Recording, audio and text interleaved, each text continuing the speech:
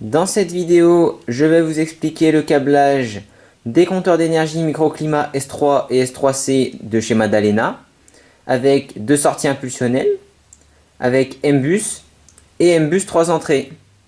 Le câblage des compteurs S3 et S3C, soit compact et déporté, sont les mêmes. Dans un premier temps, je vais vous montrer le compteur d'énergie compact microclimat S3 de chez Madalena, M-Bus. On peut le reconnaître, ici par sa sortie M-Bus, puisqu'il possède seulement deux fils. De plus, il n'y a pas de polarité en M-Bus, vous pouvez brancher ces deux fils comme vous le souhaitez.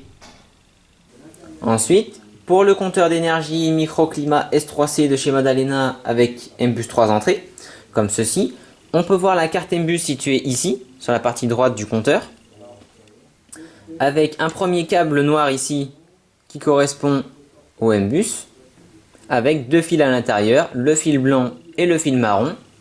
Donc ces deux fils ne possèdent pas de polarité. Vous pouvez les brancher comme vous le voulez. Ensuite, on peut voir ici un câble gris avec 6 fils à l'intérieur. Ce sont les fils pour l'impulsion, pour vos 3 entrées impulsionnelles. Ensuite, pour savoir quel fil correspond à quelle impulsion, vous possédez ici une petite étiquette avec des couleurs. Ce sont les couleurs des fils. Par exemple, pour la première entrée impulsionnelle, il vous faudra brancher le fil rose sur l'impulsion et le fil gris sur la masse. Ensuite, pour la deuxième entrée impulsionnelle, vous devrez brancher le fil jaune sur l'impulsion et le fil vert sur la masse. Et enfin, pour la troisième entrée impulsionnelle, vous devrez brancher le fil marron sur l'impulsion et le fil blanc sur la masse. Pour pouvoir régler vos 3 entrées impulsionnelles, vous devrez utiliser le logiciel Device Monitor avec la tête optique. Pour les compteurs microclimat S3 avec deux sorties impulsionnelles de chez Madalena, on peut voir qu'il y a 4 fils, comme ceci. Un fil blanc, un fil marron, un fil vert et un fil jaune. Soit 2 fils pour chaque sortie impulsionnelle. Il vous faut procéder de la manière suivante pour le câblage en vous référant à la petite étiquette située ici.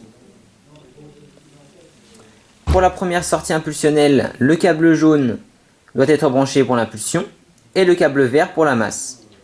Ensuite, pour la deuxième sortie impulsionnelle, le câble marron sur l'impulsion et le câble blanc sur la masse.